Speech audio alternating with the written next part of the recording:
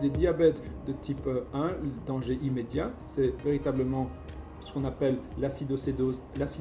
diabétique. Et donc, en l'absence d'insuline, le corps n'est pas capable d'utiliser le fuel, si je puis dire, les sucres, et donc ces sucres s'accumulent dans le sang, ne donnent pas l'énergie qu'ils doivent donner, entraînent une perte de liquide, d'eau à travers les reins à cause de l'hyperglycémie, de l'excès de sucre. Et quand l'excès de sucre est important, quand on perd beaucoup d'eau dans les reins, on a soif et on boit beaucoup. Et donc, cette perte de poids, augmentation de l'urine, donc la polyurie comme on dit, et augmentation de l'ingestion de liquide, donc c'est la polydipsie.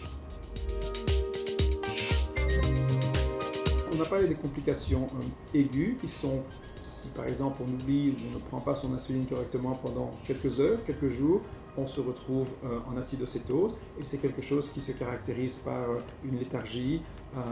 des vomissements, des douleurs abdominales et cela demande généralement une hospitalisation si on est allé un peu trop loin, pendant lesquelles on va redonner de l'insuline, on va redonner du liquide, du sel qui a été perdu et essayer de remettre l'enfant et la famille sur le bon chemin.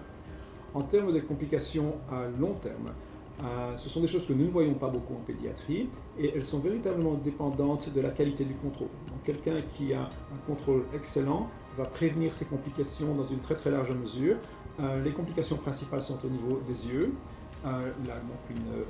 rétinite diabétique, une rétinopathie diabétique, sont au niveau des reins, une insuffisance rénale et au niveau des vaisseaux et des nerfs, en particulier des membres inférieurs.